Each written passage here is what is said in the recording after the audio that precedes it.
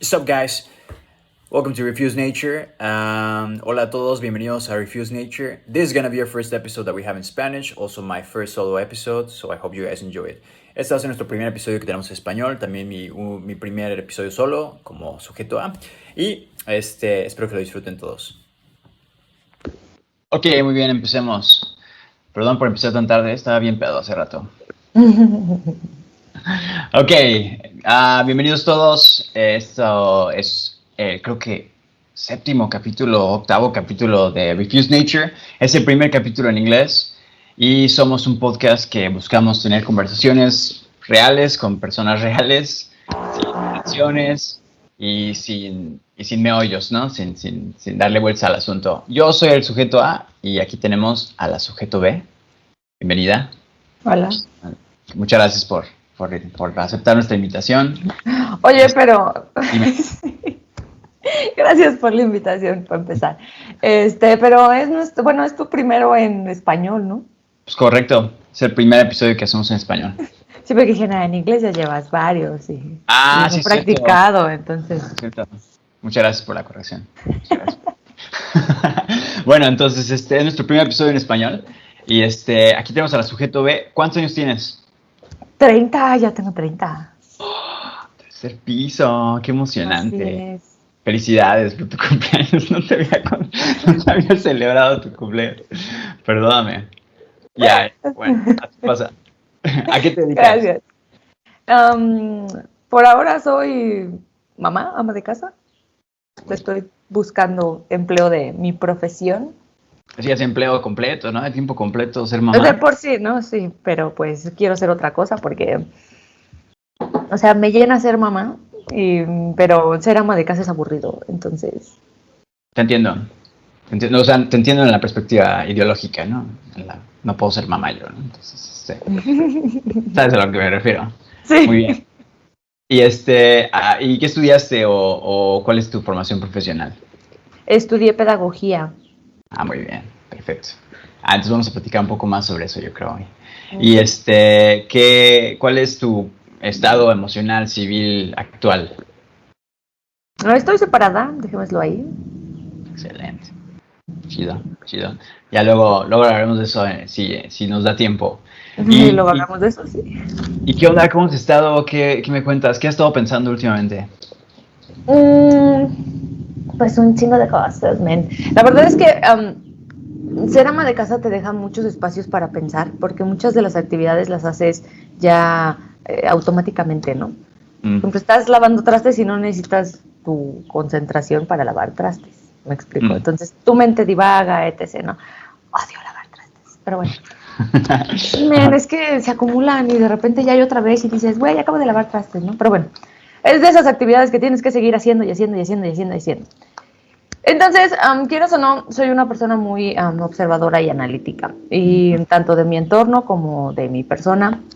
Y veo mucho aquí este entorno al que estoy regresando. Hace muchos años que no vivía por aquí, 10 años, 12 años yo creo, que no vivía por aquí, y considero que ha cambiado, tanto a como lo recuerdo de niña. Yo vivía aquí cuando era niña y recuerdo cómo era, y no sé si las cosas realmente se han ido agravando, por así decirlo. Entonces aquí en mi comunidad hay muchas cosas que no me gustan, hay muchas cosas que me molestan, y que pienso en cómo podría cambiar, porque muchas veces dicen, el cambio empieza por uno mismo, ¿no? Y sí, estoy de acuerdo, pero que tú solito lo hagas, pones el ejemplo, pero pues no, las demás personas no cambian. ¿No? Entonces, comparado a los otros lugares en donde había vivido, aquí las personas dejan salir a su perro y no recogen sus... ¿me explico? Sí. Ajá, entonces vas caminando en la banqueta así y ves la S del perro, ¿no? Y me molesta. Me molesta mucho porque voy con mi bebé y así dices, bueno, eso se disuelve, se vuelve polvo, te pegan los ojos, o sea, muchas cosas, ¿no? Entonces realmente he observado mucho de cuál es la cultura aquí en esta comunidad popular mexicana, por así decirlo. Y Creo que el alcohol siempre ha estado metido muy en el fondo en todo esto. Mm. Cada fin de semana aquí hay alguna fiesta y escuchas a los dudes que están con sus caguamas aquí en la esquina hay una cervecería. Entonces se reúnen ahí a tomarme. Sí, es algo que sucede comúnmente. Sí, pero en la calle. Yo tenía entendido que que en el establecimiento no podían consumir el alcohol. O sea, lo compras y lo llevas, ¿no? Pero ahí lo hacen. Y ha habido algunos como pleitos entre borrachos. ¡Pelea de borrachos! Sí, pues sí, se empiezan a gritonear, se empiezan a decir de cosas y pues es un ambiente de violencia que no me gusta y Ya. que por desgracia ya está normalizado. Ya. Y has pensado, creo que me habías comentado en algún momento que querías como moverte, ¿no? A pesar de que te gusta el departamento en que estás, porque tiene sol, le da mucho más la luz y hasta le llamas el aviario, que has estado pensando como en cambiarte de domicilio, ¿no? Sí, de zona, porque quieras o no, la comunidad pues sí tiene mucho que ver con la construcción de las personas y no es algo que quiera que mi hijo crezca creyendo que así es, que una comunidad así es lleno de personas que están tomando en la calle, porque no tiene nada de malo que tomen, pero pues cada borracho y cada grupo de borrachos en su casita, ¿no? Haciendo su desmadre en su casita, en su intimidad, no dando el ejemplo en la calle, ¿no? Y bueno, Claro. Entonces, sobre todo porque pues siempre el alcohol tiene esa tendencia a ponerlos agresivos. Ya, claro. Entonces, ¿Y qué más? eso es lo que no me gusta. Ya. ¿Y qué más has pensado? Creo que habías comentado algo de que estabas como que pensativa sobre ir a encontrar un trabajo o algo así, por cómo esto puede repercutir en tu vida personal. Pues sí, yo quiero ahorita empezar a construir mi carrera profesional, obviamente sobre lo que estudié, por algo lo estudié, o sea, ejercerlo. Por eso tengo como que esta paciencia de encontrar algo que realmente quiera hacer, porque pues puedo encontrar un trabajo de auxiliar administrativo, de cosas así, ¿no? Pero pues, o sea, no es lo que quiero hacer, no me representa un reto, por así decirlo. No me construiría a mí misma, no me haría aprender más sobre lo que ya estudié. Y voy como que con paciencia, ¿no? Pero me siento entre la espada y la pared porque ahorita quien más está disfrutando esta etapa pues es mi bebé. Bueno, ya no es mi bebé, ¿no? Ya es mi hijo de 3 años. Entonces él disfruta mucho ahorita que su mamá va y lo lleva a la escuela, que su mamá va y lo recoge a la escuela, ¿no? Cuando abren la puerta, él escucha la chicharra y de repente ya ve ahí sí a su mamá formada esperando a que salga, ¿no? Esta rutina que hemos establecido de caminar hacia la escuela, ¿no? Las pláticas que hacemos, todo eso, o sea, a él le gusta mucho eso, ¿no? Si le preguntas, ¿quién quieres que venga por ti a la escuela? Pues dice, pues tú, ¿no? O sea, le digo, ¿quieres que venga por ti tu tía o tu abuela? No, tú. O incluso a veces mi papá, ¿no? Pero ya ese es otro tema. Entonces, le gusta mucho esta dinámica en la que yo estoy pues, a su disposición, por así decirlo, ¿no? Wow. Y me generó conflicto porque si pues empiezo a trabajar un horario común de lunes a viernes de 9 o 8 de la mañana a 6 de la tarde, pues es quitarle como que mucho ese tiempo, ¿no? Al que él ya está acostumbrado. Pero pues también ya es una normalidad, por así decirlo. Mucha de la sociedad mexicana, muchas de las mujeres mexicanas, madres solteras, pues hacen eso. ¿No? O sea, trabajan, sus hijos tienen una rutina pues lejos de ellas, por así decirlo. Y pues, no, se supone que todo tiene sus ventajas y sus desventajas. Claro, ¿y por qué te preocupa esto? ¿Sientes que va a tener un efecto en él? ¿O cómo son? Bueno, primero, ¿cuáles son las conversaciones que ahorita tienes con él? ¿Qué tipo de preguntas te hacen? Y cómo te sientes tú al respecto de esto? Pues, por ejemplo, cada mañana que vamos caminando hacia la escuela, siempre le pregunto cosas como para reafirmarlo. Interesante. Ajá. Y es así como de que, ¿cómo te llamas? Y me contesta su nombre. ¿Cómo se llama tu mamá? Me contesta mi nombre. ¿Cómo se llama tu papá? Me contesta pues el nombre de su papá. ¿Dónde vives?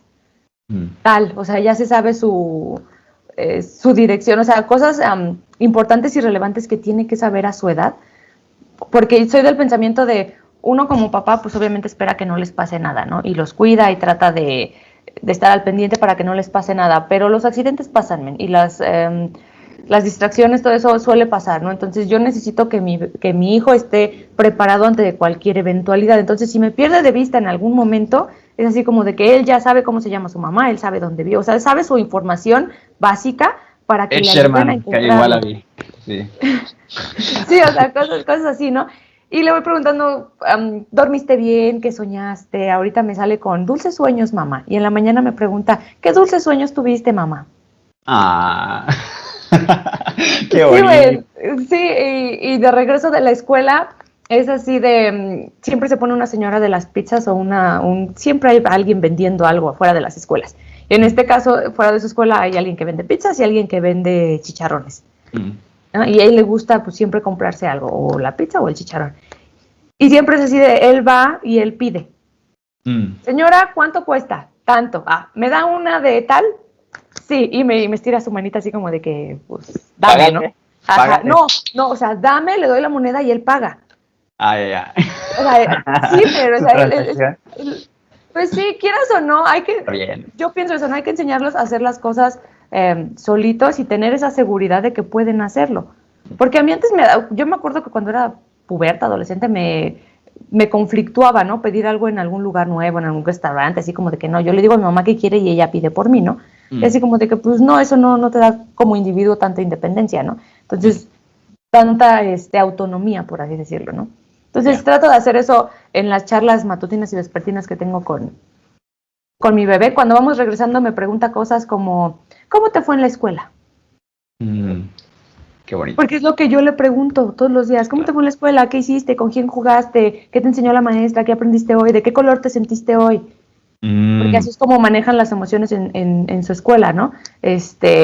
Amarillo, feliz; azul, triste; gris, asustado; cosas así, ¿no? Rojo, enojado. Entonces, ¿cómo te sentiste hoy, mi amor? Me sentí rojo. Me órale. sentí amarillo. Entonces empieza a identificar pues sí, sus emociones, y eso, pues la verdad me agrada bastante. Y como yo le pregunto eso, él me lo pregunta a mí de regreso. Qué ¿Cómo te chido. pones? O sea, pensando que mientras él está en la escuela, yo también estoy en la escuela. ¿Y cómo crees que va a ir evolucionando esto una vez que, por ejemplo, tengas tú más tiempo en tu carrera profesional o estés trabajando en un rol? ¿Cómo ves esta transición? Pues no sé qué tanto le pueda afectar, porque pues el último año, el último año pues se ha enfrentado a varios cambios, eh, muchos cambios en un periodo corto de tiempo, por así decirlo. Mm, Entonces yo he tratado de estar al pendiente de él para que estos cambios no le perjudiquen pues sí, en sus emociones, en su salud mental, en su salud emocional principalmente, ¿no? claro. Para que no tenga estos cambios drásticos de conducta porque no sabe expresar o no sabe digerir lo que le está pasando, ¿no? Entonces es mucho de platicarlo, hacer que entienda a la manera que sé que él va a entender, porque tiene 3 años, hay muchas cosas que él, pues ahorita no, ni por aquí le pasan, ¿no? Pero pues sabe que le perjudican, ¿no? El chiste es Mm, explicarle de qué manera no le están perjudicando, ¿no? O el hecho de que tenga estos cambios no significa que mamá dejó de quererlo, mm. o que papá dejó de quererlo, ¿no? O que estos cambios no significan que él se vaya a sentir inseguro, o sea, reafirmar esa seguridad que pues me he esforzado muchísimo que él tenga desde que nació prácticamente, desde antes. ¿Y cómo reafirmas esto? O sea, ¿qué tipo de mecanismos utilizas como para que esto sea más leve para él? Atención, tiempo de calidad con él, Ah, órale. principalmente. O sea, todos tienen sus rutinas y él está aprendiendo, igual ha aprendido los últimos 6 meses, que todo el mundo tiene su rutina y sus actividades propias, incluido él. O Mm, sea, él empezó el kinder en septiembre, agosto, septiembre. Y, o sea, él ya ahorita ya está acostumbrado a que su actividad es la escuela. Esa es la actividad que él va y hace solito, sin mamá, sin papá, sin abuelo, sin su entorno familiar, ¿no? Y sabe también, porque al mismo tiempo yo estaba haciendo mi servicio social, mis hermanas estudian en la universidad, cosas así, mi sobrino también está en la primaria.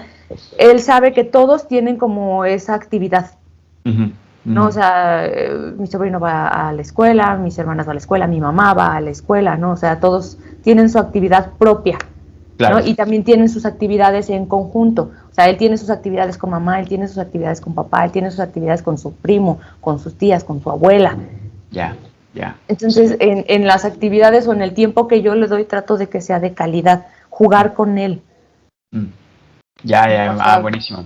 escucharlo, jugar con él, leer con él, armar rompecabezas con él. O sea, actividades con él que realmente estemos compartiendo.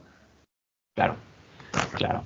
Ah, entonces, ¿cómo ves tú eso? O sea, ¿cuál sientes que es el rol que tienen los papás en la educación de los niños? Porque lo que acabas de mencionar, ¿no? De que él ya tiene este concepto, tu hijo ya tiene este concepto de que puede ir a la escuela y de que ahí tiene una ocupación y ese es como que su tiempo privado. Y hay muchos padres que tienen como que esta noción o esta idea preconcebida de que en la escuela es donde se forma, la educación se tiene que llevar a cabo y probablemente no hay tanta correlación entre eso y la casa, ¿no? ¿Tú cómo ves esta situación bueno, cómo ves esta situación? Pues considero que es una situación, un tema del que casi no se habla. Mm. Hablando de educación, de escolarización más que nada, porque mandar a un niño a la escuela es escolarizarlo, no es tal cual educarlo, porque la educación viene desde casa, la educación tiene que ver con una base axiológica, una base de valores, y esos valores, esa cultura, esos hábitos se crean desde casa. Uh-huh. O sea, hay una fotografía de una escuela que me gusta mucho que dice, la escuela es mi segundo hogar, pero mi hogar es mi primera escuela. Ah, órale. Ajá, entonces Bueno. tiene muchísima razón, porque lo primero que aprendes a cómo convivir, a cómo socializar, a cómo tratar al otro, pues es en tu hogar. Claro. Y después eso vas y lo replicas en la escuela. La escuela ya te está enseñando un mundo totalmente diferente de lo que tú estás viendo en tu escuela. Te está varios temas, ¿no? Matemáticas, español, naturaleza, bueno, ciencias naturales, muchas cosas que el Estado quiere que tú sepas, ¿no? Claro. Que sí, el sector privado necesita que tú sepas hacer, ¿no? Pero la función, yo pienso que la función de la educación básica es que ellos aprendan a socializar, aprendan a ser comunidad, Uh-huh. porque todo ser humano nace en comunidad, o sea, de que somos independientes y de que, o sea, sí, pero no. Sí, sí, sí. Claro, o sea, necesitas a fuerzas del otro. Claro. Entonces, en la escuela, en esta dinámica de escuela, niño, etc., hay una tríada importante que es el maestro, el alumno y el padre de familia. Y los tres son fundamentales para que el alumno pueda lograr con éxito esta educación, ¿no? O sea, pueda aprovechar al máximo esta oportunidad o este derecho que se le da de aprender, ¿no? De ser educado, de ser escolarizado. Y se habla mucho sobre el papel del maestro y se habla mucho sobre el papel del estudiante, pero se habla muy poco o casi nada del papel de los padres de familia, de cómo los padres de familia apoyan a los hijos en esa labor educativa, en ese camino, en ese trabajo como estudiante. Claro. ¿Y cómo fue contigo, por ejemplo, en esta triada, cuando tú estabas creciendo y cuando tú estabas en este proceso de tu formación educativa?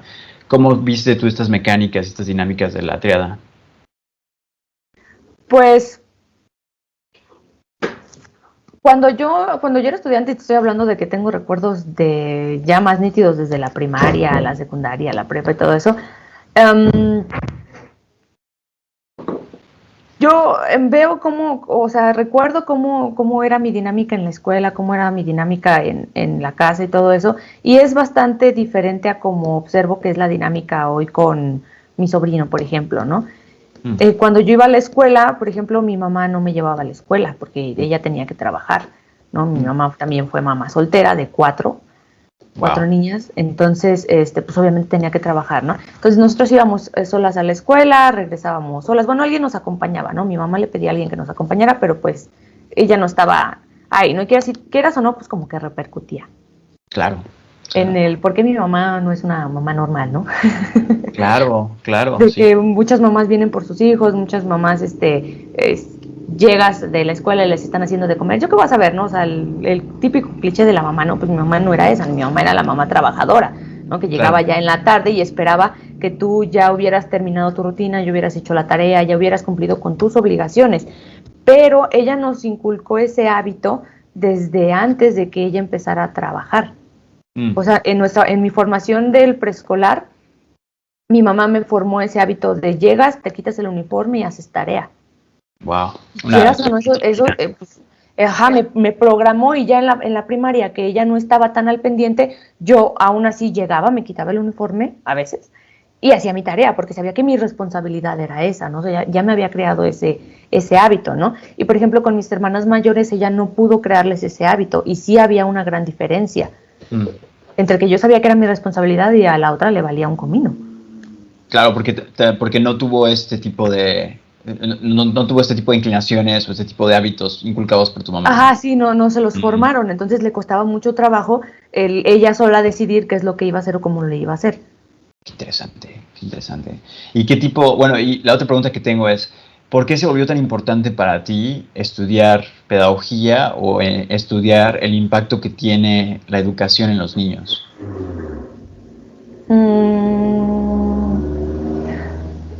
Cuando yo termino la prepa, a los 18 años, a mí se me hace una estupidez que te obliguen como a seleccionar una carrera a esa edad, porque no sabes lo que quieres, men. O sea, realmente no lo sabes a esa edad. Claro. Y te dicen así como de que esto es lo que vas a hacer casi toda tu vida, y porque es una especialización y licenciatura y la chingada y media, ¿no? Entonces, en ese entonces yo quería diseño gráfico, no era diseño gráfico, era otro tipo de diseño, que, no me acuerdo, pero era un tipo de diseño, y yo quería eso, hice mi examen para el UNAM para eso, no me quedé, y por varias razones, ¿no? Y yo decía, bueno, si prácticamente la vida me está diciendo por ahí no es, pues tengo que cambiar de opción, ¿no?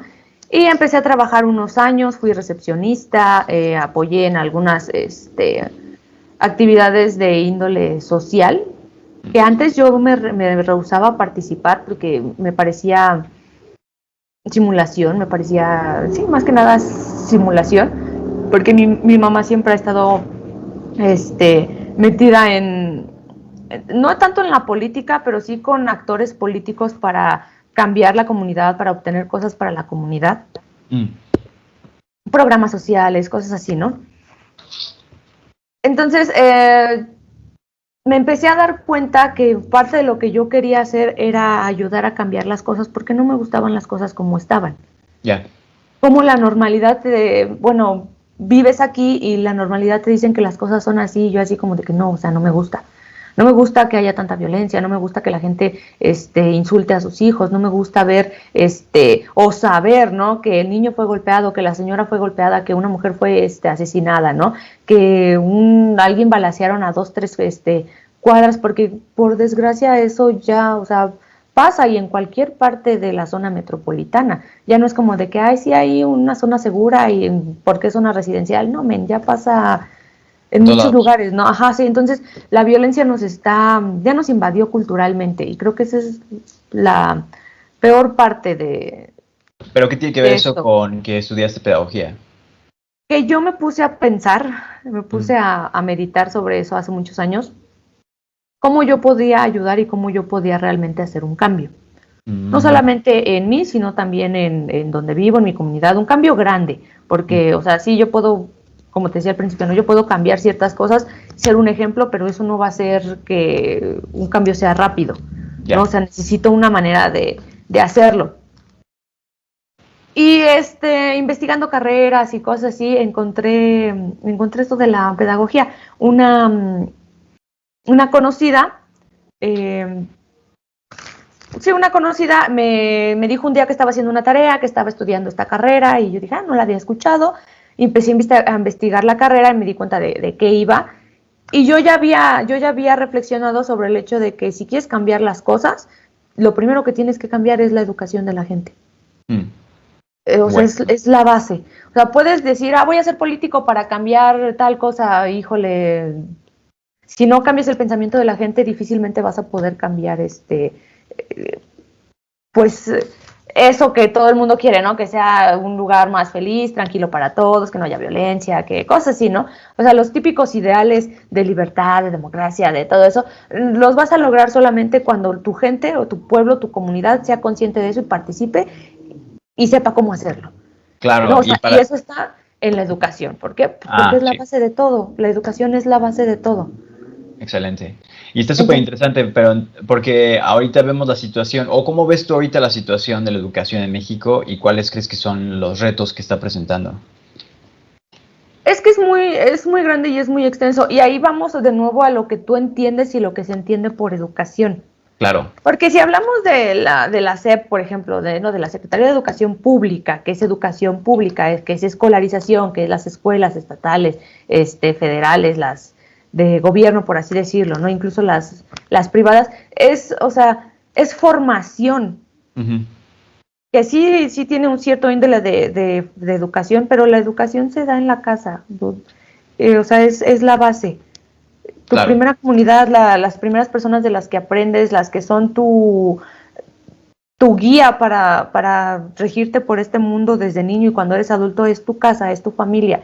Y de ahí es donde se empieza a transformar la educación, pienso yo. Y eso lo fui descubriendo en todos estos años de carrera, ¿no? De que obviamente vi muchas cosas de escolaridad, de las escuelas, de todo eso, pero desde lo que también vi que se habla muy poco es de la educación en casa, de la crianza, descubrir este tema que es pedagogía familiar. Ah, ok. Interesante. Que es pues obviamente cómo funciona este vínculo, esta institución de la familia en la educación. Y se habla realmente muy poco, hay hay pocos libros al respecto con el tema de pedagogía familiar. Y cuando yo estaba planteando hacer mi proyecto de tesis sobre pedagogía familiar, sobre dar posiblemente un taller para padres de familia, sobre crianza positiva, crianza respetuosa, me parece que se le llama, es más o menos similar. Uh-huh.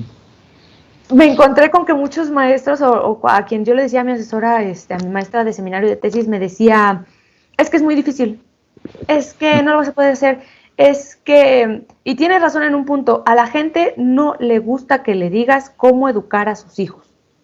Fuertísimo. Porque se siente, y sí, claro, y yo lo he visto en muchos ejemplos, ¿no? De que tú quieres dar un consejo o algo así, la gente luego se siente como a la defensiva, así como de que tú quién eres para, como que se siente con ese derecho, y sí lo tienen, de educar a sus hijos como quieran, pero el común aquí es por una base violenta, por darle el malazo para que aprenda. Le gritas, los insultas, los humillas, o sea, así era la normalidad hace 20 años, hace 30 años, te digo que yo era niña y todo eso, porque así era, te gritaban, te daban el manazo, te castigaban, te daban un cinturonazo para que aprendieras, para que obedecieras, pero realmente no estabas aprendiendo algo, lo único que estás aprendiendo es a ser violento, a responder con violencia. Sí, estás traumando. Ajá, exacto, no porque me den un manazo voy a aprender que no tengo que tocar la planta. No, o sea, o que no puedo tocar la planta porque me da curiosidad como niño, la rompo, pero pues no era mi objetivo. Pero el adulto, ¿qué piensa? Ya rompió la maceta, ¿no? Ya rompió esto. Te enojas, le das el manazo, ¿para qué? Para que entienda. No está entendiendo nada, ¿me? Claro. O sea, y entonces, cómo deberíamos reemplazar este tipo de comportamientos? O sea, tenemos una sociedad en México que es violenta, que no sabe cómo criar a sus hijos de una forma constructiva. ¿Y qué tipo de herramientas tú recomendarías para que ellos puedan evolucionar en ese sentido? Hace unos meses me puse a investigar en el Código Civil del Estado de México algunos aspectos. Y, por ejemplo, encontré un artículo del título 2, artículo 40 y algo, no me acuerdo exactamente, que habla que ya, o sea, y eso ya es una ley, por así decirlo, ya está reglamentado por el Estado, que un padre no puede ejercer violencia contra los niños y que tienen que ser criados bajo, educados o formados bajo la crianza respetuosa. O sea, ya está legislado. Y si está legislado en el Estado, me imagino que también ya está legislado a nivel federal. Es todavía de lo que no estoy segura. ¿Qué es la crianza respetuosa? La crianza respetuosa es educar a tus niños sin violencia, sin que los golpees, sin que los humilles, sin que los agredas y todo eso. El Estado dice que lo tienes que educar así, ¿no? Y muy pocos saben que el Estado te está, qué es lo que te está solicitando, ¿no? Si muy pocos saben que eso es lo que te está regulando el Estado, muy pocos van a saber cómo hacerlo.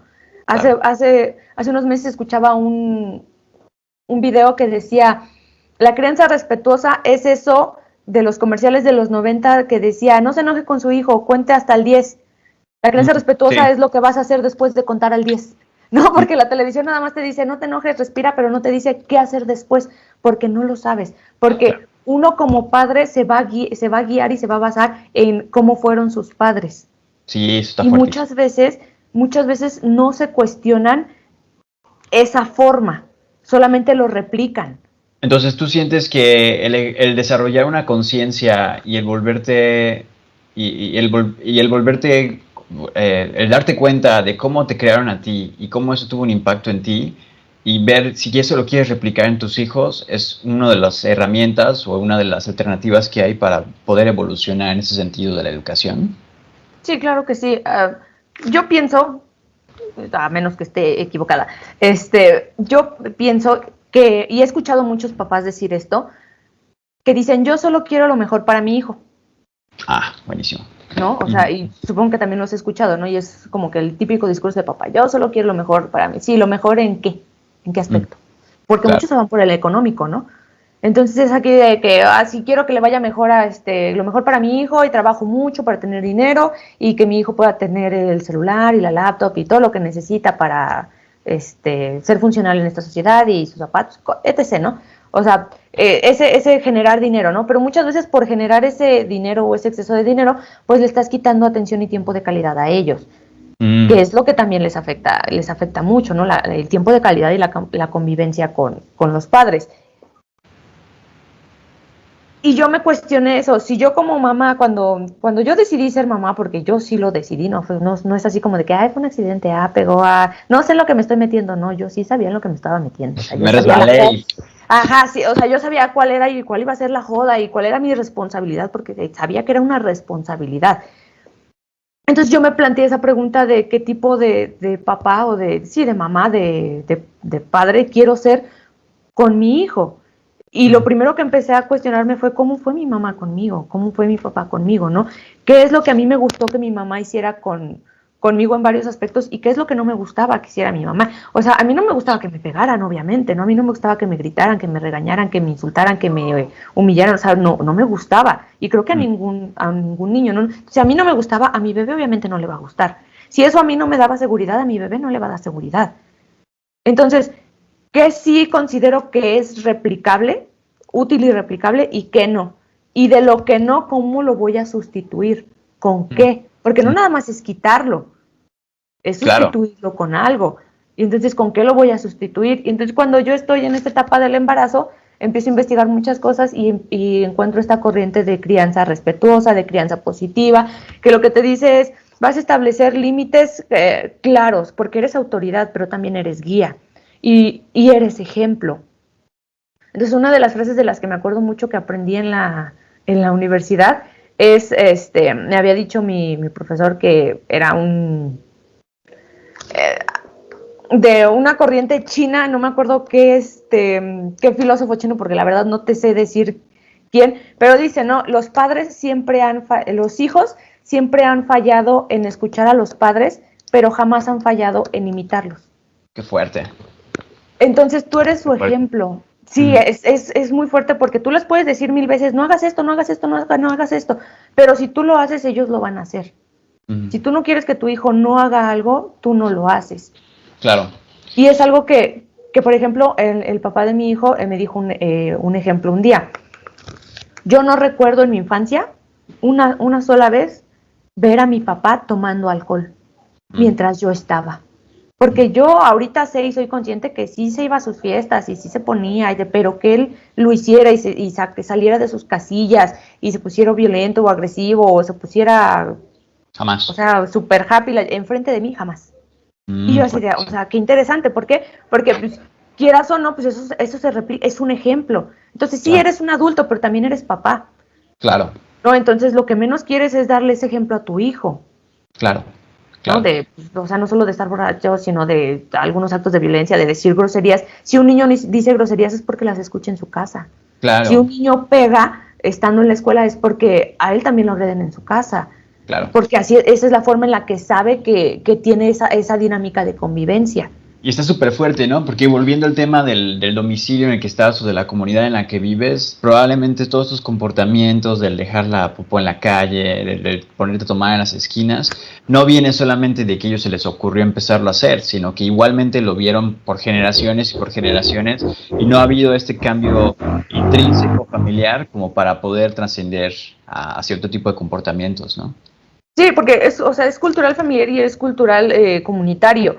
Mm, Porque pues nada, o sea, nadie dice nada, ¿no? Y mientras nadie dice nada, pues lo siguen haciendo, ¿no? Y tampoco es en la conciencia del dueño de la mascota, por así decirlo, de decir, bueno, esto también perjudica a mis vecinos.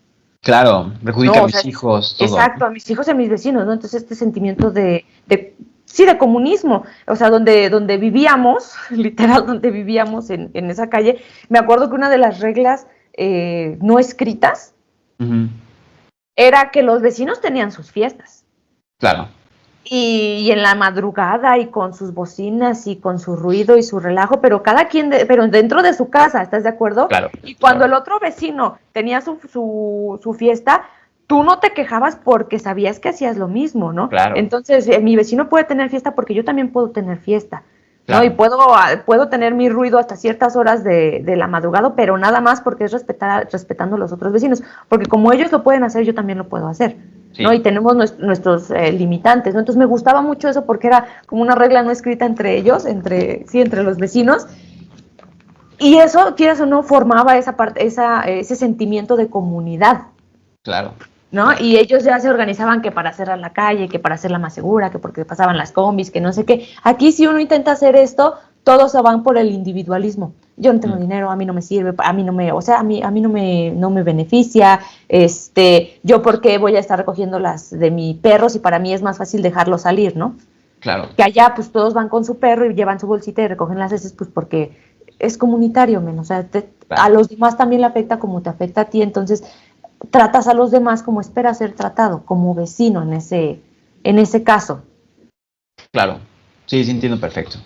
Y creo que también tiene mucho que ver con esta idea del individualismo, por ejemplo, también la vivimos aquí en Holanda, ¿no?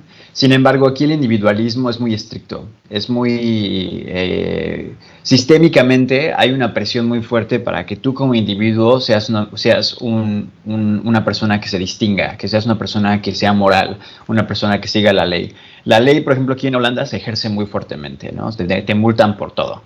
Y también tiene una expectativa muy clara. No es como en México que hay esta situación violenta en la que alguien te dice, oye, recoge eso, no manches. Y la persona se puso súper al tiro porque hay una vulnerabilidad emocional que también tiene que ver con la casa y con los traumas que ya tienen y que siempre están a la defensiva, ¿no? Aquí si alguien te dice algo, te dice, oye, recoge eso, haz eso, pues vas y lo haces, ¿no? Porque hay una expectativa comunitaria de tu rol como individuo. Y probablemente en México no tenemos desarrollado una fortaleza individual que sea coherente o que sea apropiada para nuestro sistema o para lo que desearíamos tener en nuestro proyecto de nación. En el sentido de que no invertimos en nuestra propia educación, no invertimos en nuestra propia conciencia, no invertimos en nuestro bienestar sistémico, como lo que esta conciencia comunitaria. No entendemos, no empatizamos con las demás personas y esto nos afecta personalmente porque como nosotros no empatizamos, otros 28 millones de mexicanos tampoco empatizan y eso te genera un nido de ratas, ¿no? Al final.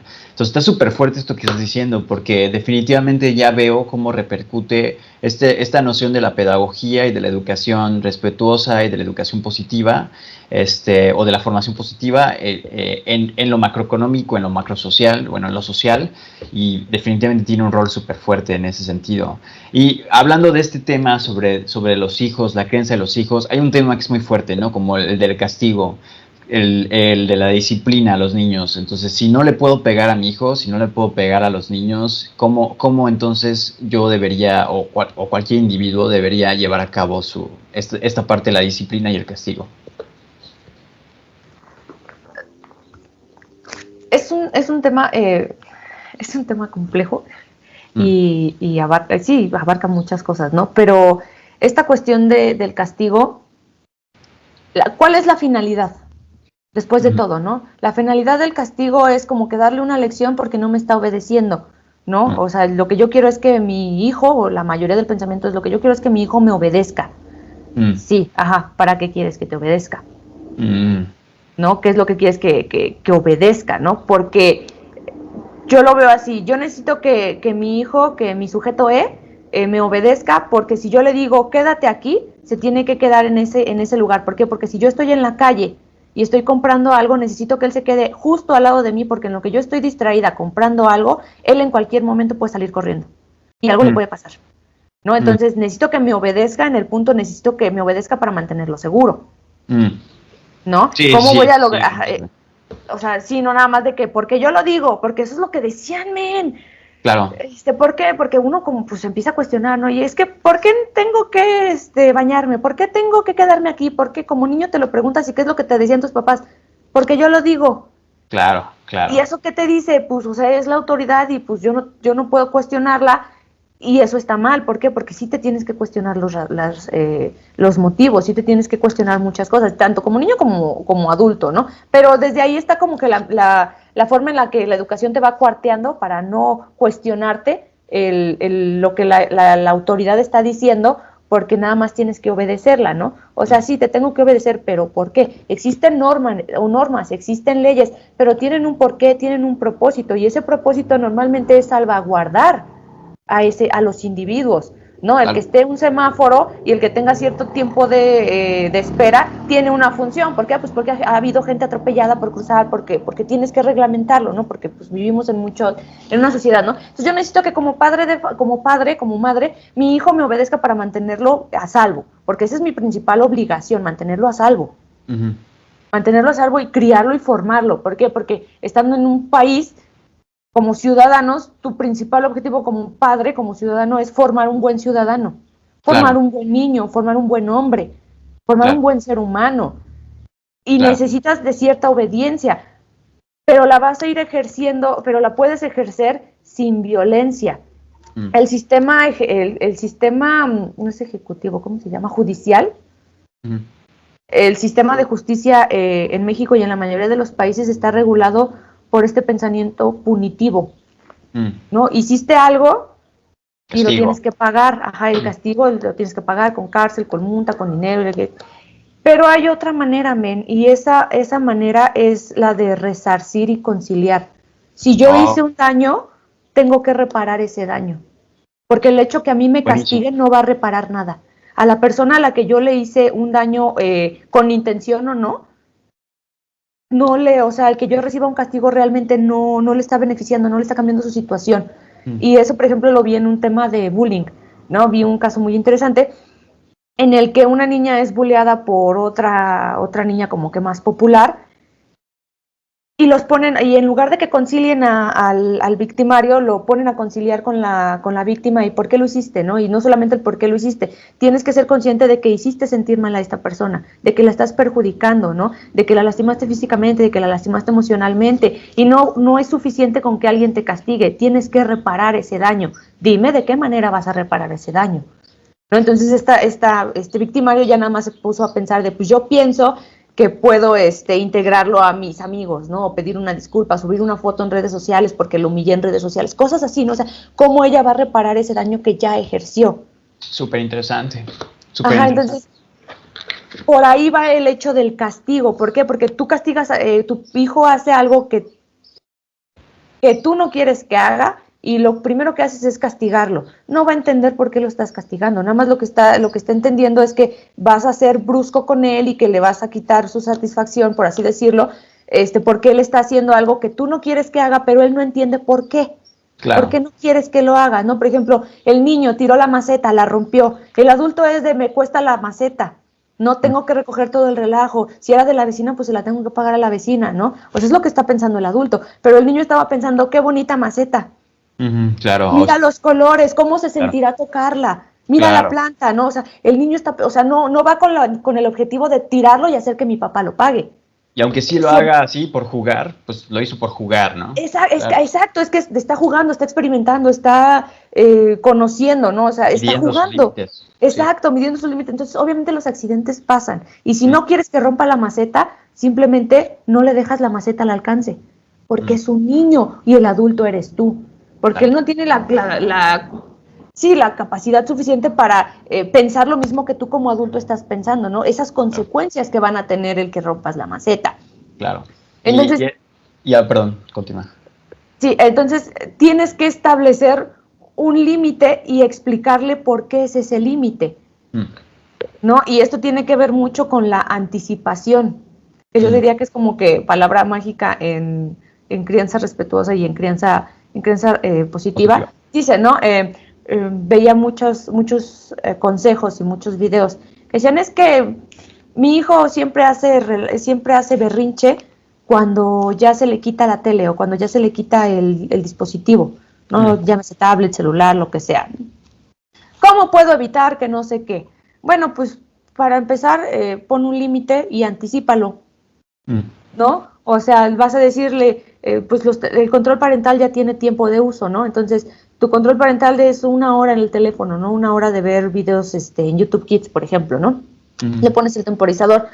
Y 10 minutos antes le dices al niño, en 5 minutos se va a acabar tu tiempo. Lo estás anticipando.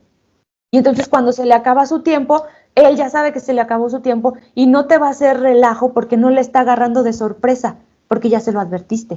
No fue un ya apaga la tele, ¿no? Ajá, sí, no así tan discriminatorio de, güey, ¿por qué me quitas lo que estoy disfrutando? No, o sea, ya se lo advertiste porque ya estableciste el límite y ya le advertiste, te quedan 5 minutos. Entonces, a mí eso es algo que me ha funcionado muchísimo con mi crío. O sea, le pongo su temporizador y hasta él solito me dice así como de que ya se me acabó mi tiempo, ¿no? Ya. Y es así, en 5 minutos se te acaba tu tiempo, mi amor. Y se le acaba y ya es su tiempo de ver del dispositivo y se vaya a hacer otra actividad, juega, agarra sus carritos, sus dinosaurios, lo que sea, ¿no? O sea, ya sabe que se acabó ese tiempo de actividad y no me hace berrinche porque ya lo sabía, porque ya lo había anticipado y porque ya le había establecido el límite, sin necesidad de que simplemente le apague el dispositivo, me haga berrinche y le grite porque me está haciendo berrinche. Qué fregón. Me gusta cómo cuando estás hablando pasan camiones atrás porque dices cosas como el secreto para crear el hijo perfecto es... No, es que no se trata de perfección. Se trata, y eso es lo que, o sea, no somos perfectos ni como padres, ni como seres humanos, ni mucho menos como hijos, ni nada. Pero el chiste es que yo pienso eso, ¿no? Que en su transición en esta vida, en su experiencia como infantes, como niños, como hijos, tengan la mejor posible. Claro. ¿No?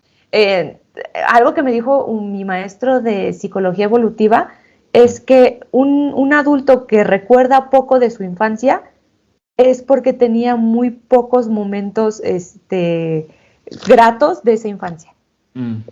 Entonces yo me quedé así de, no, ahora entiendo por qué recuerdo muy, muy pocas cosas, ¿no? Porque pues sí, la vida, quieras o no, a veces sí te trata de la chingada, ¿no? No, y el cerebro para protegerse lo borra. Exacto, y es un mecanismo de defensa del cerebro, ¿no? Para decir, o sea, no vamos a sufrir por esto, se bloquea y se olvida, ¿no? Sí. Por eso dicen, a cierta edad le puedes dar un manazo y se le va a olvidar. O sea, sí, se le va a olvidar que se sintió mal, ¿no? Y se le va a olvidar, pero lo que nunca se le va a olvidar es ese ejemplo de yo quiero silencio, doy un manazo. Claro. ¿No? O sea, voy a obtener algo, ejerzo violencia. O sea, eso es lo que nunca se le va a olvidar y eso es con lo que se tiene que romper.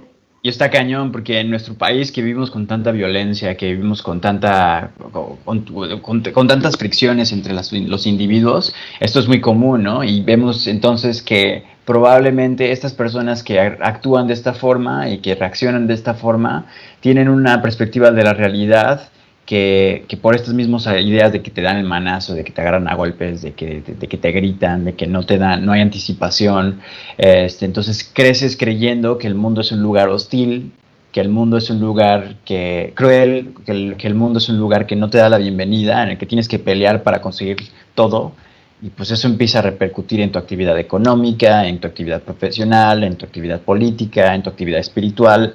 Y pues llévalo eso, escala los 100 años y pues tienes México contemporáneo, ¿no? Pues sí, porque quieras o no, esta forma de criar, pues la ejercieron mis padres, sus padres antes de, o sea, mis abuelos, mi tatara, o sea, es algo generacional. ¿Por qué? Porque no estaba esta conciencia de me voy a cuestionar cómo soy papá. Claro. ¿No? ¿Cómo lo estoy haciendo? Es algo que prácticamente te dan a entender de, eres un ser humano, eres una mujer, un hombre, te puedes reproducir, reprodúcete y órale. Claro. ¿No? Es que es lo típico que dicen, pues es la bendición de Dios, ¿no? Dios te lo mandó, estás hecho para ser padre, etc., ¿no? Y pues, como aquí mucho de lo que se utiliza esa frase es como Dios te dé a entender, ¿no? Y lo voy a hacer a como Dios me dio a entender, ¿no? Y no es tanto como que Dios me dio a entender, sino como yo creo que es porque así lo hicieron conmigo. Y no te pones a pensar en, ¿hay otras maneras? ¿Puedo evitar esto? ¿No puedo evitarlo? Sí, realmente, porque lo que te decía, ¿no? La gente no le gusta que le digas cómo educar a su hijo, ¿no? Y mucho de lo que a mí me decían era, pues dale un manazo. Y mi suegra, mi mamá, muchas mujeres sobre todo, me decían sobre cómo yo tenía que hacer las cosas cuando nació mi hijo, sobre lo que le tenía que inculcar, enseñarnos, sobre todo esto de darle el manazo para que entiendan, ¿no? Y yo así de, híjole, no. ¿No? O esta cuestión de, ay, dale el dulce para que no llore. Y yo así de, híjole, no. Claro, crías un diabético. Exacto. O esta cuestión que me molestaba muchísimo, que era de, no le des pecho hasta que llore. O sea, va a llorar y hasta que termine de llorar le das el pecho. No, dude, estás criando un ser humano ansioso. Sí. Genera ansiedad. Y yo no quiero formar un ser humano ansioso porque es feo tener ansiedad. Claro. Y si esa es parte de la base que te están negando el alimento en tu forma más frágil. Claro. O sea, ¿qué vas a esperar del mundo, no? Entonces, no, por ahí no va. No lo trates como para que se calle, para que deje de molestar, porque él no te pidió nacer. Claro. Tú lo tuviste porque quisiste, ¿no? Y eso representa una responsabilidad, y como eres responsable de ese ser humano, tienes que saber cómo lo estás haciendo. Y pues, dude, sí existen escuelas para padres. Claro. Antes decían, no existen. Sí, ya existen. Ya existen, claro. Y ya en redes sociales hay mucho contenido sobre diferentes corrientes de pensamiento con respecto a estas escuelas de padres, religiosas, liberalistas, democráticas, como tú les quieras llamar, ¿no? Pero hay muchas podcast, corrientes, ¿no? Ajá, sí, o sea, podcast, contenido en Instagram, videos, o sea, sí, hay mucho contenido, ¿no? No solamente que te explica, sino que te abre el panorama de que esta no es la única forma en la que yo puedo ejercer mi paternidad, ¿no? Claro. Entonces, yo pienso que el papel principal de un padre es guiarlos. Entonces, ¿cómo vas a guiar a tu hijo? ¿Cómo le vas a enseñar a ser un ser humano, a autorregularse? Si no lo sé, si yo mismo no lo sé, pues lo tengo que investigar. Y claro. Es ahí donde está la primera barrera. Muchas personas no les interesan, no quieren y no saben cómo. Qué fuerte. Ajá, entonces aunque yo diga, sí, no quiero pegarle, pero ¿cómo?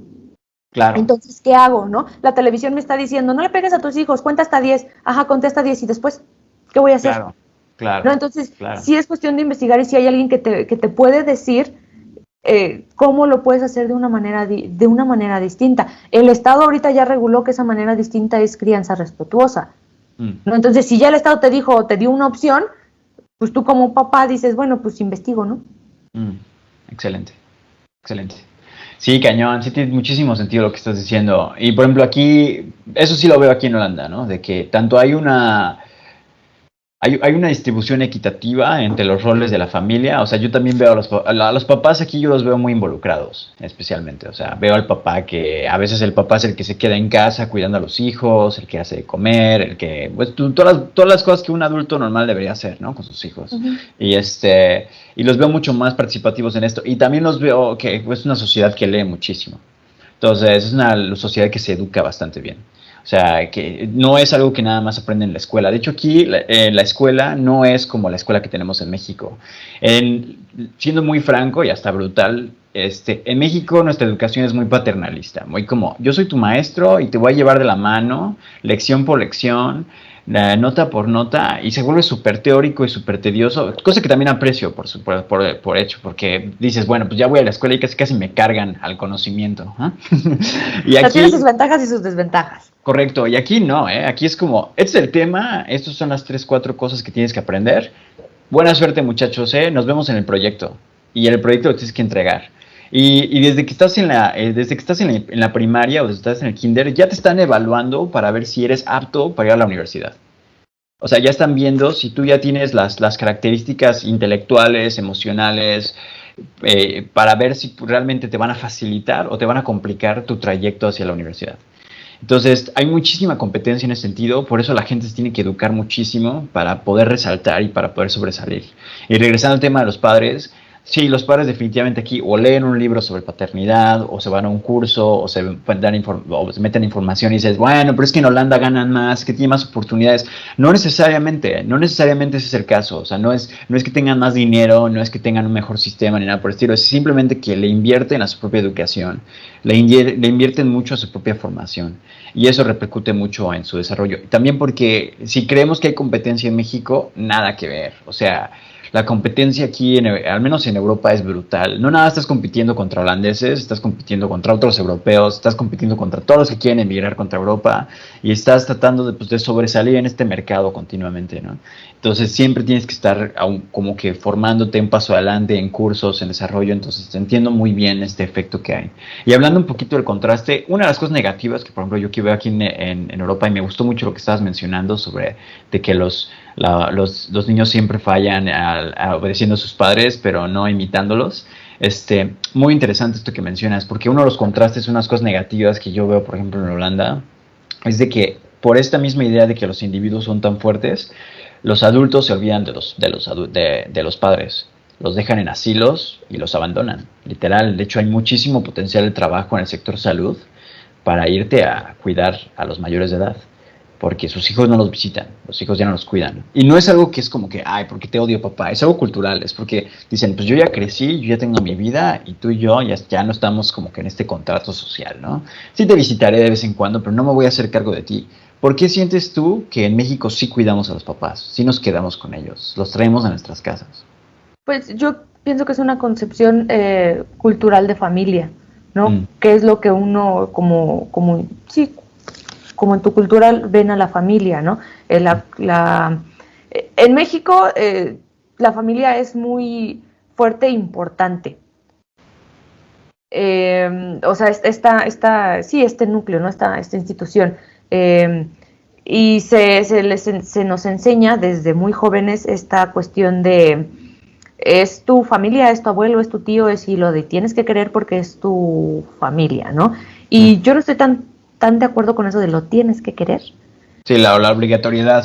Sí, la obligatoriedad, porque el cariño se gana, dude. Entonces, claro, si mi abuela fue culera conmigo, pues yo por qué voy a quererla, ¿no? O sea, es mi abuela, es mi mayor, vengo de ella, quieras o no. La voy a respetar porque es mi abuela, porque es mi mayor. Porque si ella no hubiera tenido a mi mamá y si ella no estuviera en este mundo, yo tampoco, claro, ¿no? Y yo no tendría este regalo que es la vida y de poder experimentarla, ¿no? Entonces le tengo ese respeto porque es mi abuela, porque es mi familia, ¿no? Y como le tengo ese respeto y es parte de, pues también la cuido porque la quiero y porque la respeto, pero si la quiero es por los lazos que estamos construyendo, no porque me obligan a quererla, claro, ¿no? Entonces, yo conforme fui creciendo me fui dando cuenta de por qué los miembros de mi familia eran como eran, ¿no? Y muchas veces te das cuenta que no siempre es su culpa, ¿no? Sino que también es los golpes que les dan la vida lo que los forman de esa manera y pues muchas veces actúan como a la defensiva, ¿no? Y también es una cuestión emocional, ¿no? En mi familia, y supongo que en muchas familias mexicanas, no se acostumbra a hablar como de lo que tú hiciste me hizo sentir de tal manera. No, por favor, ya no lo hagas, ¿no? Porque es mucho de esto, abuela, y lo tienes que obedecer. Aguántate. Aguántate, y pues no, o sea, hay cosas que sí tienen que cambiar, ¿no? Pero esta concepción cultural de familia que tiene que ver también con esta percepción de comunidad, sí, de una comunidad familiar, por así decirlo, es también de cooperación, ¿no? Yo tengo un rol en mi familia, lo cumplo y gracias a eso tengo cierta responsabilidad y seguridad, claro, en muchos aspectos, porque, por ejemplo, mi familia, cuando una persona tiene un problema, ahí están todos, ¿y cómo te podemos ayudar? Y no es así como de que el típico chisme de, ay, quiero saber qué le pasó, ¿no? ¿Por qué le pasó? Porque una cosa es el chisme y otra cosa es, estás en una situación difícil, ¿qué vamos a hacer para apoyarte? ¿Cómo nos vamos a juntar como familia para ayudarte a salir adelante, ¿no? Cuando mi abuelo se enfermó hace muchos años, que terminó en el hospital y todo eso, fue así como de que mis tías y mis primas y todos coordinándose para quién se va a quedar con el abuelo en el hospital. Ah, buenísimo. ¿No? Entonces unos días era mi prima, unos días era yo, otros días era mi tía, mi mamá, o sea, diferentes, porque es la familia, men, porque para eso estás. Porque si tú estás para tu familia está para ti. Y esa es parte de la concepción que no solamente mi familia, sino muchas familias mexicanas tenemos, y creo que es la parte de la cultura familiar mexicana, y creo que esta parte de la globalización que nos vende mucho la idea de individualismo, de independencia, creo que es lo que va quebrando, ¿no? O sea, lo ves mucho en el cine. Exacto, lo ves mucho en el cine de este ejemplo de eres un adulto, vives solo en tu departamento, en la gran ciudad, haciendo tu trabajo, teniendo tus relaciones, teniendo tus amistades, y tu familia está por otro lado. Y hay incluso comedias románticas en donde el papá, los tíos, nadie apareció porque tú estás en tu vida. ¿Y qué tienes de malo que tu familia, que ahí de donde vienes, sea parte de esa nueva vida? ¿No? Mientras más convivencia, más fuertes se hacen esos lazos, ¿no? Y aquí en México está mucho esa parte de convivir en familia, de que te organizas y te vas a un balneario, te organizas y te vas al parque, no solamente tu núcleo familiar que es mamá, papá, hijos, tal vez abuelos, no, eso incluye a las tías, a los tíos, o sea, familias grandes y numerosas. Entonces, también ahí en Europa y donde tú vives, las familias, supongo, son muy pequeñas. Sí, sí. Un hijo, 2 hijos a lo mucho. Sí. Y aquí no, aquí estamos hablando de 3 hijos. Yo vengo de una familia de 4.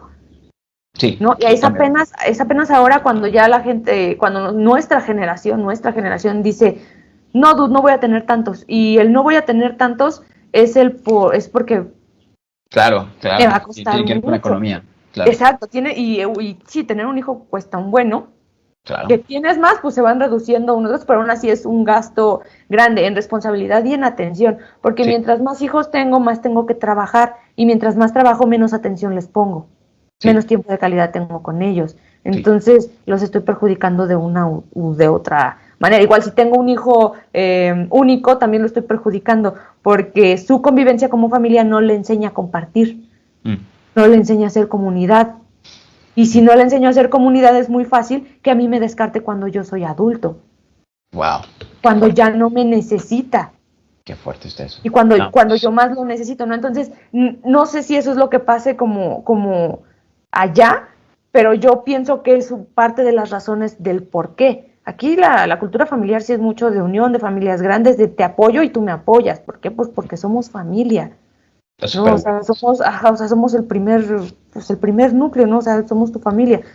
Y ya perder ese valor no solo de respeto a los adultos, sino de cariño al adulto de esa persona me crió, güey. Esa persona me limpió el trasero cuando yo lo necesitaba, me enseñó a ir al baño. Claro, o sea, me enseñó a abrir la puerta, o sea, cosas que ya damos por sentados. O sea, me enseñó a dar la hora. Me enseñó a atravesar la calle, sí, o sea, sí, me enseñó a observar las nubes, o sea, me enseñó lo más básico que puedas ver, ¿cómo yo la voy a abandonar en un asilo? Claro. ¿Cómo no voy a ir a visitarla? Claro. O sea, ¿cómo no voy a estar para ahí en la última etapa de su vida? Claro. Escuché hace poco esta concepción de cuando tú amas a alguien, cuando tú decides ser pareja con alguien, tener un matrimonio, vivir con alguien, ¿no? Es porque quieres que esa persona presencie tu vida, sea testigo de tu vida. Sea tu testigo. Sí. Ajá, entonces yo me quedé así de, órale, qué bonito, ¿no? Porque aquí en México ya no es como de que, sí, consigo un marido para que sea testigo de mi vida. Mi familia lo es. Mi familia ya lo es y lo hace con gusto. Sí. ¿No? Y me conoces y me conocen y me quieren y me aceptan con mis defectos y con mis virtudes y todo. Y le gusta estar ahí para presenciarme en lo bueno y en lo malo. Sí. ¿No? Y qué gusto que esté ese grupo de gente que siempre va a estar ahí para mí. O sea, que tal vez no nos vemos seguidos, tal vez no nos vemos cada mes, cada semana, cada fin de semana, ¿no? Pero sí nos vemos, sí convivimos, sí platicamos, sí nos queremos, y cuando hay problemas y dificultades, ahí estamos el uno para el otro. Buenísimo. Y eso, yo creo que eso es mucho de lo bonito de la cultura mexicana. Y eso va un poco a la pregunta que te quiero hacer. Perfecto. Vamos para allá porque tenemos todavía mucha tela donde cortar. Igual hasta deberíamos hacer un segundo episodio sobre la educación y hacemos ya más sobre eso. Porque hay que irnos, ahorita vamos hacia las preguntas, sí, pero primero al mero meollo del asunto, porque somos seres humanos y porque nos gusta el chisme. Yo tengo 2 temas aquí de chisme. Creo que, no, sí, tengo 2 temas aquí principalmente de chisme, aquí buenos. Uno es, oye, corrieron a tu hermana ¿por qué corrieron a tu hermana de su trabajo? Bueno, de eso ya tiene un rato, pero es que uno quisiera pensar que somos seres totalmente racionales, pero la emoción nos mueve y siempre nos va a mover. Sí, más y quieras, sí, Latinoamérica. Sí, no hay solo en Latinoamérica, sino como seres humanos, sí tenemos nuestra parte racional, pero también nuestra parte emocional y tomamos decisiones con las dos. O sea, por más que quieras decir, ay, yo sí soy súper racional y la chingada, no, cuernos. O sea, las emociones siempre van a estar ahí para decidir, tan quieras o no lo quieras, ¿no? Sí. Entonces, mi hermana estaba trabajando en una agencia de doblaje. Sí, de doblaje. Y trabajaba ahí con mi prima. Mi prima también trabajaba ahí. Y pues ella, quieras o no, pues era la persona de confianza de mi prima, ¿no? Ahí en el trabajo. Y pues las cosas iban bien con su jefe, entonces de repente la corren, ¿no? Así como de que no, ya no nos sirves, ya adiós, bye, y la chingada media. Y después se entera ¿A quién? ¿A tu prima o a otro? A mi hermana, o sea, le dan cuello, ¿no? O sea, ya adiós, las gracias, ¿no? Y después se van formulando o sea, se van dando cuenta de los hechos que en cuanto mi prima empieza a tener novio, que creo que también trabajaba ahí, empieza a tener novio, entonces su jefe se enoja y corre a mi hermana.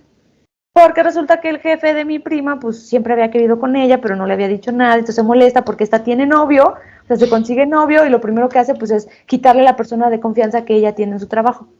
No manches. ¿Y no la corrió a tu prima tampoco? Después de unos meses también, supuestamente porque la empresa estaba, ya estaba quebrando, ya no tenía la misma producción, etc., ¿no? Pero pues de los primeros a los que le dieron cuello por ese pretexto, pues fue a ella. No manches. Pero pues ya se habían visto los indicios y los hechos de que había sido no tanto por una necesidad empresarial o ejecutiva, sino más bien porque este dude estaba celoso, porque pues como su amorcito del trabajo, o la persona del trabajo que le gustaba, estaba teniendo novio, ¿no? Qué sabroso está ese chisme. Está delicioso ese chisme. Sí, ¿Qué pedo? O sea, ¿qué onda con este sujeto, no? Suena a título de meme, ¿no? La corrieron porque no se pudo dar a su prima. Qué pedo, man. Qué pedo en México. No, man. Si bien en el mundo, sí, en general. Y la otra cosa que sé es de que empezaste a aprender sobre el tarot, ¿no? Sí, mira, me gusta aprenderme de muchas cosas. Yo creo que estamos en esta vida y estamos en este mundo terrenal para aprender. Y nuestro cerebro tiene la capacidad de aprender hasta el día de nuestra muerte. Bien, pero ya cuéntame del tarot. Entonces, me gusta aprender y de diversas cosas, porque el mundo es tan grande y tan extenso y hay tantos temas y tantas cosas y tantas formas de ver el mundo y de interpretarlo y de leerlo, por así decirlo, que pues también existe esto de la adivinación, también existe la magia, también existe esta cuestión cultural también mucho en México de superstición, de sanación, pues sí, de magia, por así decirlo, ¿no? De estas misticismo. Cosas, sí, misticismo, de estas cosas místicas y complejas y hasta incluso si quieres de fantasmas y cosas paranormales, ¿no? Y es algo que a México le gusta esto de lo normal y de la santería, la brujería, entonces es parte de la cultura. Sí. Es parte de la cultura popular. Entonces, mi abuela, mis 2 abuelas, saben curar este tipo de cosas como el empacho, como el mal de ojo, como que son después de todo pues supersticiones mexicanas, pero que sí tienen un fundamento. Y que sí tienen una explicación energética, que cuando tú vas investigando de este tema en otras culturas, también lo piensan, pero lo interpretan de diferente manera. Entonces, una forma popular de este misticismo es el tarot. Y tenía años que yo tenía ahí un tarot y que empezaba a investigar del tema, ¿no? Pero apenas, pues para no aburrirme aquí siendo ama de casa, empecé como a decir, pues quiero aprender cómo hacer las tiradas, aprender las lecturas y todo eso. Y dude, pues ahorita en internet, si sabes dónde buscarlo y cómo buscarlo, puedes aprender cualquier cosa. Y me jacto de ser una persona autodidacta. Entonces, de que puedo, ¿no? Y me puse a investigar, me puse a ver contenido especializado en eso, personas que no solamente te dicen, ay, te leo el tarot y te adivino el futuro, no, sino que te van explicando cuál es el significado de cada carta, qué símbolos tiene, ¿no? Qué simbología tiene, qué representa, cómo te hace sentir, porque cada carta tiene su razón de ser, ¿no? Tanto sus arcanos mayores como sus arcanos menores. Ya. ¿Y cuál ha sido una historia? Perdón, dime. Ajá, no, sí, continúa. ¿Y cuál ha sido un ejemplo, por ejemplo, de cómo has aplicado el tarot o cómo ha funcionado? O sea, ¿qué has descubierto, no? Pues mira, lo primero que hice pues fue empezar a practicar tiradas conmigo, ¿no? Y te ayuda mucho, bueno, yo lo veo así, ¿no? Yo no lo veo como esta cuestión adivinatoria, ¿no? De voy a que me lean las cartas para saber qué va a ser de mi futuro, ¿no? ¿Qué va a pasar? No, yo no pienso eso. Yo pienso que las cartas son mucho autoconocimiento, te dicen muchas cosas de ti, de ti misma, porque me decía mi mamá en algún momento, ¿no? Cuando yo empecé con todo este relajo, me decía, ¿qué quieres saber que no sepas? Y yo así de, pues es que las personas se autoengañan, ¿sabes? Qué fuerte. O sea, sí, claro, las personas, hay cosas que no les gusta ver de sí mismas. Y a veces nos cegamos tanto a esas circunstancias que pues sí, hay cosas que realmente no sé o no quiero saber de mí misma, ¿no? Y hacer una lectura, hacer una tirada y empezar a ver lo que las cartas te van diciendo es así también un poco de autoconocimiento y autoaceptación. O sea, aquí dice que, aquí esta carta me representa y dice que yo soy de esta manera. Y primero puede ser así como de que no creo, yo, o sea, esta negación, ¿no? Pero ya si te pones a reflexionar, dices, no, pues igual y sí, ¿no? Igual y sí, igual y resulta que sí soy así, igual y resulta que sí actúo de esta manera, ¿no? Igual y resulta que sí estoy haciendo estas cosas, ¿no? Aunque no haya querido verlo. Entonces, empecé a descubrir pues muchas cosas tanto de mí misma como de otras personas y empecé a hacer tiradas para mí y empecé a hacer tiradas pues obviamente para mis personas cercanas. Pues, más sí, cercanas, ¿no? Entonces le hice una tirada a mi hermana y de repente un día llegó mi cuñis, su novio, y me dijo oye, quiero que me hagas una tirada, ¿no? Que no sé qué. Y yo decía, pues sí, ¿no? Y pues la mayoría de las personas piden sobre relaciones. ¿No? Tiradas sobre relaciones, o lecturas sobre relaciones, sobre amor, sobre la pareja, sobre a dónde vamos, sobre cosas así, ¿no? Y él me dijo, hazme, o sea, quiero saber, ¿no? Más o menos, hazme una tirada de hacia dónde vamos, que no sé qué, ¿no? Entonces ya hago la tirada y él era, ¿ves? Un poco escéptico en esta cuestión de la magia, la esotería, el tarot, todo eso, ¿no? Porque viene de un entorno familiar muy católico. Sí, no, está prohibido eso. Ajá, sí, no solo está prohibido, sino es del diablo, eso no es cierto, es pecado. O sea, son tonterías, ajá, sí. Entonces, cuando yo le empiezo a sacar las cartas y le empiezo a decir ciertas cosas, o sea, sí se sorprendió, sí se sacó de onda, ¿no? Así como de que te estás hablando, o sea, ¿cómo es que tú me estás diciendo cosas que yo he pensado pero que no le he dicho a nadie? Y yo así porque las cartas no mienten, porque las cartas, o sea, tú viniste aquí con una intención y esa intención era que yo te hiciera una lectura sobre tu relación, ¿no? Y esta lectura te va a contestar preguntas como, ¿quién eres tú? ¿Cuáles son tus fortalezas en la relación? ¿Cuáles son tus debilidades en la relación? ¿No? ¿Cómo es tu pareja? ¿Qué esperas? ¿Cuáles son sus expectativas? Cosas así, ¿no? Y las cartas pues te van dando, según su simbolismo, los indicios y conforme se van uniendo las cartas, pues la lectura se va haciendo más específica sobre ese individuo, porque ese individuo le está dando la intención de saber, de querer saber sobre sí mismo, ¿no? Sobre lo que le está pasando. Entonces, en este caso, le sale una carta que se llama La Torre, ¿no? Y es rompimiento de estructuras. Entonces, yo le dije muy claro, ¿no? O sea, hay estructuras que tienes tú preestablecidas de hace mucho tiempo, supongo que de tu entorno familiar, que ahorita te estás cuestionando, que se están rompiendo, que te estás dando cuenta de que no necesariamente es así. Wow. ¿No? Y tu relación es la que te está haciendo romper esa estructura. No es que sea malo, es que te está sacando de ahí, de donde siempre has estado. Yo pensé que las cosas siempre han sido así, pero resulta que no. Hay otras maneras de hacer, de tener una relación, ¿no? De tener una relación principalmente. No manches. Entonces, sí se sorprendió así de, ¿cómo me estás diciendo algo que yo ni siquiera a ella le había dicho, ¿no? No Y manches. yo dije, ¿por qué? Pues porque las cartas me lo están diciéndome. Entonces yo tenía una idea muy rara del tarot. Bueno, primero, ¿tienes ahí una cortina o algo así? Porque casi no se te ve. No hay casi Sí. lámpara. ¿Puedes abrirla para que te veamos? Sí, a ver, espérame. Interrumpimos este programa. Un problema técnico. Volvemos en muy pocos segundos. 5, 4, 3. Listo, es que 2, ya está atardeciendo. Ah, mira esta persona que está frente a nosotros. ¡Bruja! Es cierto. No, tenía una idea yo muy preconcebida y hasta tóxica sobre el tarot, porque para mí era este ejercicio adivinatorio, era para mí un fraude prácticamente. Es como, te voy a ver, te voy a checar, voy a ver cuáles son tus fragilidades y por ahí me voy a ir para sacarte una lana, ¿no?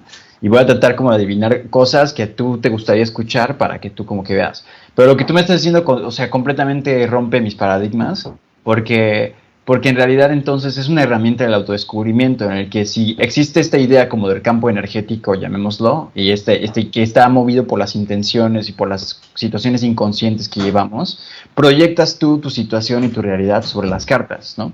O sobre la otra persona que está enfrente de ti. Entonces ves un espejo de ti mismo en cierta forma. Entonces te autodescubres y confrontas las cosas que te estás engañando a ti mismo, a ti misma, con estas cartas. Entonces el trabajo del tarotista de llevar esta actividad casi terapéutica en la que dices, confrontas la realidad versus la expectativa, ¿no? Entonces está súper fuerte eso, no manches. Sí. Qué comercialazo están dando los tarotistas ahorita. Sí, porque como lo mencionas, ¿no? Sí puede ser fraudulento, ¿no? Sí, porque sí se presta, sí se puede. Porque después de todo tú estás confiando en la persona que tiene el conocimiento para hacerlo, ¿no? Entonces hay personas que dicen, no, pues sí, mientras yo le diga lo que quiere escuchar, pues me va a pagar, ¿no? Sí. Y si los existe, no digo que todos, pero, si los hay, sí se llega a dar, ¿no? Pero el chiste es cuál es la intención que tú tengas, ganar dinero o realmente utilizar esto como una herramienta para ayudar a otros, ¿no? Que es como yo lo veo, ¿no? De autodescubrimiento y de descubrimiento de otras personas. Qué chido está eso. Ahora sí, no planeo ganar dinero con eso, pero me gusta lo que estoy aprendiendo al respecto, ¿no? Es una forma de conocerte a ti mismo y de conocer tu realidad de una manera diferente. Qué chido está eso. Ok, perfecto. Ya llevamos 1:22, la idea era tener un episodio como de 40 minutos, y ajá. Sí, claro.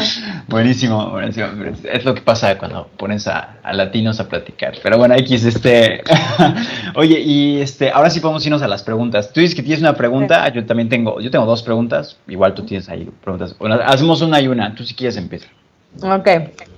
Hice mi tarea. A ver. Está escrita. Yo quiero saber.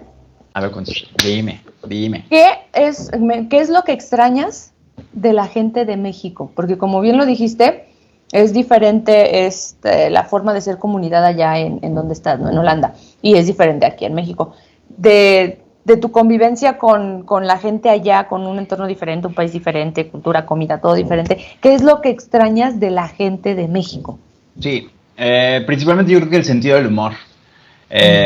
Porque tenemos un humor muy íntimo, muy sexual, muy coqueto, juguetón. Y el sentido del humor, sí, exacto. Y el sentido del humor aquí es como sarcástico y casi como ridículo, en el sentido de ridiculizar o de ridiculizar situaciones o lo que sea. Entonces, es diferente. Y la otra cosa es de que la verdad no hablo holandés todavía bien. Entonces, todavía no puedo conectar en ese nivel con las personas de aquí. Y aunque hables con ellos en inglés, porque casi todo el mundo habla inglés, pues no es igual, porque pues, es como conmigo, ¿no? O sea, si alguien habla conmigo en inglés, no le puedo decir los mismos chistes que le digo en español. Entonces, lo que principalmente extraño, definitivamente, es el sentido del humor. Y pues también el sazón, ¿no? La comida. Se extraña muchísimo. Pero sí, es eso, es eso. Ah, bueno, hablando del tarot, lo que tú me decías es de que las personas se engañan a sí mismas, ¿no?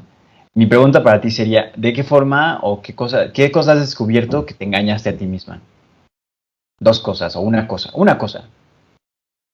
Que descubrí que me engañaba a mí misma. En algún punto me puse a mí misma como en un papel de víctima por muchas cosas que me habían pasado y siento que esa fue una manera de autoengañarme, de realmente decir, sí soy la víctima, porque era como que quitarle responsabilidad a mis acciones y a mis decisiones, ¿no? Como el decir, o sea, sí me pasó esto, pero yo decidí estar ahí, ¿no? Y yo decidí continuar ahí, ¿no? Entonces también tengo cierta responsabilidad hacia lo que me pasó, no que las circunstancias que me hayan pasado, pues, no hayan sido malas y que realmente sí fue en algún momento víctima de una persona, sí lo fui, pero me cegué mucho en esa victimización de mí misma. También porque en parte mi terapeuta me decía así como de que sí, tú fuiste la víctima, sí, tú fuiste, y sí lo fui, pero también tuve responsabilidad, ¿no? Y como que ese autoengaño era evadir esa responsabilidad, esa aceptación de también soy mala y también puedo ser culera y también mis acciones repercuten en las otras personas y en lo que me pasó, ¿no? Entonces era una manera en la que yo solita me estaba cegando sobre lo que era yo misma. Qué fuerte está eso. Qué chido. No, pues está muy bueno, ¿no? Está muy bueno. ¿Qué otra pregunta tienes? Esta está más profunda, más filosófica. Acá, más llegadora. Sí, porque es algo que me he estado preguntando últimamente. Son como 3 preguntas en una, no sé. Sí, ¿Cuál consideras que es tu propósito en la vida? O sea, ¿qué es eso que hace que te levantes en la mañana y digas, vamos a darle, órale, a chingarle? Sí. En los últimos años tuve mucho este ejercicio del descubrimiento del propósito y tenía mucho que ver con mi formación profesional, en el sentido de que cuando yo trabajaba en una cervecería, trabajaba muchísimas horas a la semana y llegó un punto en el que me pregunté a mí mismo, ¿qué rayos estoy haciendo? ¿Para qué le estoy haciendo dinero a estas personas? ¿Para qué estoy invirtiéndole en mi vida a esta cosa que no está ayudando al mundo, solo está ayudando a que la gente se ponga bien peda, ¿no? Entonces no está resolviendo los problemas sociales, no está bajando la desigualdad, no hay, o sea, nada, ¿no?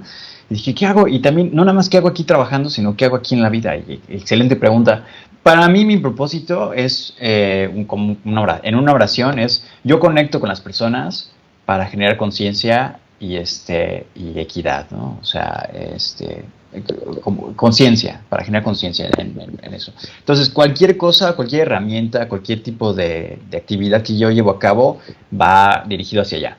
Por eso también estoy en este podcast, también por eso posteo las cosas que posteo en Facebook, por eso tengo estas conversaciones, por eso me dedico a lo que me dedico y por eso estudio lo que estudio, ¿no? Porque yo busco que en todas mis acciones o en todas mis interacciones sociales se lleve a cabo este propósito, que me conectan con mi alma, que me conectan con como mi razón de ser. Me dan esta sensación como de autorrealización, en la que yo siento que estoy conectado con personas. Sin embargo, no es tan sencillo como nada más platicar con la gente y así. Lo mismo que tú mencionabas, requiere continuamente una educación, porque ¿cómo voy a hablar con un sociólogo si ni siquiera conozco su terminología, ¿no? ¿Cómo voy a hablar contigo como pedagoga si no sé qué tipo de preguntas se te pueden hacer? Como si no tengo una idea básica, ¿no?, de la educación, si no sé un poquito de Locke o de un poquito de Durkheim o un poquito de Hobbes, ¿no?, en el contrato social y cómo las estructuras sociales funcionan y cómo eso tiene una repercusión sobre la educación. Entonces, no puedes realmente conectar con las personas si no te interesan las personas. Y para que te interesen las personas, te tienes que familiarizar con su idioma, con su cultura, con sus referencias, con sus profesiones. Entonces, mi propósito entonces tiene un ejercicio dialéctico y tiene un ejercicio educativo continuo. Y en eso va.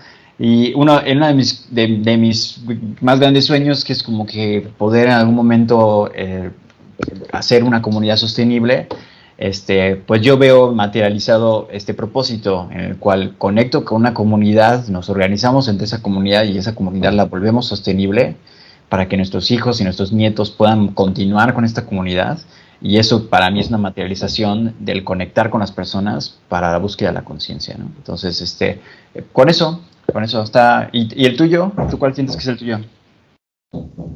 Yo siento que mi propósito en la vida, o lo que vine a hacer a este mundo, es aprender y ayudar a otros a conocer y a aprender. Regresando a la pregunta que me hiciste hace más de una hora, por qué yo había seleccionado mi carrera y todo eso, pues yo lo que quería era ayudar, ¿no? O sea, me considero una persona empática y muy analítica y observadora, ¿no? Entonces observa muchas cosas y pues la gente pues sí necesita ayuda, ¿no? Porque pues, uno no puede solo, ¿no? No puede lidiar ni consigo mismo solo, ¿no? Entonces yo decía, quiero ayudar, la mejor manera de ayudar es por medio de la educación. Y me enamoré de mi carrera. Desde que empecé a estudiarla, desde que empecé a ver los temas, qué es lo que iba yo a aprender, lo multidisciplinaria que es, ¿no? Porque yo aprendí sobre la educación en de diferentes formas, ¿no? Desde diferentes vistas. La educación vista desde la antropología, desde la psicología, desde la sociología, desde la economía, desde la administración, diferentes factores, ¿no? Incluso desde la política y la legislación. Entonces me enamoré mucho de esa parte de mi carrera y de cómo todo se conecta, ¿no? Y todo está interconectado y todo tiene que ver con todo, ¿no? Y aunque estés metido en un tema en específico, ese tema específico lo puedes ver y desarrollar en diferentes ámbitos de la vida. Y me di cuenta de que la manera en la que yo puedo ser empática y apoyar a otros, pues es realmente aprendiendo, haciéndolo y después enseñando a hacerlo. ¿No? En este caso, mucho de lo que me interesa, pues es esta parte, como te digo, de la pedagogía familiar, de la crianza, de todo eso. O sea, me van a decir, no, ¿quieres decirle a las personas cómo criar a sus hijos? Pues más o menos, o sea, no decirles cómo, pero sí ayudarles a que lo puedan hacer de la mejor manera posible para ellos, ¿no? Ser la mejor versión de padres que ellos puedan ser, ¿no? Para bien y para mejoría tanto de sus hijos, de las infancias, porque son las siguientes generaciones, men. Claro. Porque nosotros ya sufrimos muchas cosas, ¿no? Era como en el siglo pasado, ¿no? Que los de la guerra la generación de la guerra no quería repetir las atrocidades de la guerra y no sé qué, y empezaron a educar a sus hijos para ciertas cosas, y sí, no los educaron para no repetir esas atrocidades, ciertas cosas, ¿no? Pero también tuvieron sus fallas, ¿no? Entonces todo va evolucionando, de todo se va aprendiendo, ¿no? Todo va cambiando, todo se puede ir mejorando. Qué chido.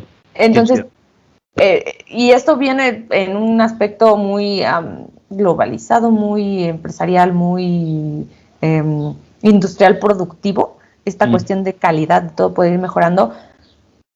Pero creo que también podemos ir mejorando como sociedad, como colectividad, ¿no? El hecho de verse a uno mismo y a los otros como ser humano. Buenísimo. Porque es nuestra base, que eres un ser humano. Lejos de que soy mujer, de que sea hombre, de que sea mexicano, de que sea político, de que sea pedagoga, de que sea... O sea, lejos de esas etiquetas, soy humano. Soy un ser humano y estoy tratando con otros seres humanos que tienen diferentes formas de ser, de pensar, de sentir, de lo que sea, pero eso que tenemos en común es lo que nos construye y podemos construirlo para bien y para mejora de todos, ¿no? Y se construye por esa parte educativa del cómo estoy tratando al otro. Qué chido está. Qué chido está eso. No, pues está perfecto. Ya con eso podemos cerrar. Llevamos 1 hora y media. Ya. Con eso ya quedamos. ¿Algún mensaje que quieras dar? ¿Algún saludo? ¿Quieres hacer algo de sonidero de ahí? ¿Dónde está el grito de la mujer? No, a todas las familias. Saludos. Saludos a los altamiranos, así dicen, ¿no? En los sonideros. Correcto, correcto. Mi tío es sonidero, me encanta, es sonido tiburón. Eso, eso lo tenemos que platicar después, ¿eh? Está bueno eso. Sí, o sea, la verdad sí es interesante porque es muy diferente el ritual de la fiesta que hace o que arma un sonidero al que hace un DJ, por ejemplo, ¿no? O Claro. un banda vivo, es muy diferente, ¿no? Es otro tipo de show. Ajá, y tiene su encanto, ¿no? Tiene su encanto. Pero saludos, pues no, a quien me conoce, a quien no me conoce. Yo soy sujeto B, V.